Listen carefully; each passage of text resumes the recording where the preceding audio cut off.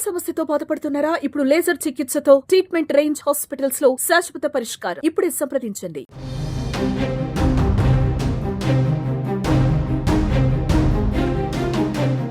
ఆంధ్రప్రదేశ్ సచివాలయంలో అగ్ని ప్రమాదం జరిగింది. సెక్రటేరియట్లో 2వ బ్లాక్లో ఒక్కసారిగా మంటలు చెలరేగాయి. దీంతో సిబ్బంది ఘటనా స్థలానికి చేరుకొని మంటలను అదుపులోకి తీసుకువచ్చారు. సీఎం చంద్రబాబు ప్రమాదం జరిగిన ప్రాంతాన్ని పరిశీలించి పరిస్థితిని సమీక్షించారు. ఘటనపైన పూర్తి స్థాయిలో విచారణ చేపట్టాలని ఆదేశించారు. దర్యాప్తు కొనసాగిస్తున్నట్లు అధికారులు సీఎం చంద్రబాబుకు తెలిపారు.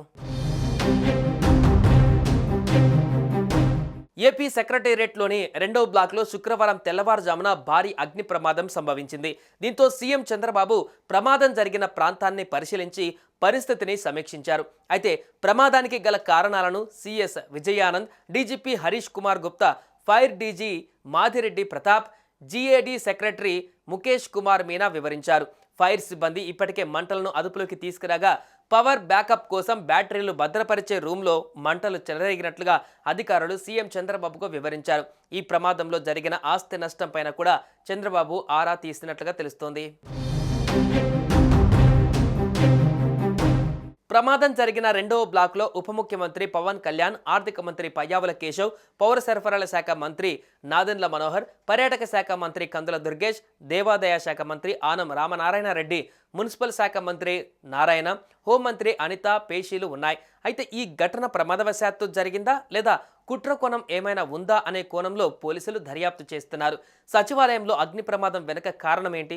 ఈ ఘటన వెనుక ఎవరైనా ఉన్నారా? కేవలం 2వ బ్లాక్లో మంటలు ఎగిసిపడడం పైన ఎవరి పాత్ర అయినా ఉందా? లేక ఇది ప్రమాదమా? లేదా ఏదైనా కుట్ర జరిగిందా అనే కోణంలో విచారణ మొదలైపోయింది. ఈ ప్రమాదం షార్ట్ సర్క్యూట్ కారణంగా జరిగిందా లేక మరేదైనా కుట్ర కోణం ఉందా? ఈ ఘటనపైన సీఎం చంద్రబాబు, హోంమంత్రి అనిత విచారణకు ఆదేశించడంతో పోలీసులు విచారణ మొదలుపెట్టారు. అగ్ని ప్రమాదం గురించి వెంటనే సీఎం, డిప్యూటీ సీఎంలకు సమాచారం ఇచ్చినట్లుగా ప్రభుత్వ వర్గాలు చెబుతున్నాయి. సుమన్ టీవీలో మీ పర్సనల్ అండ్ బిజినెస్ ప్రమోషన్స్ కోసం కింది నెంబర్కి కాంటాక్ట్ చేయండి.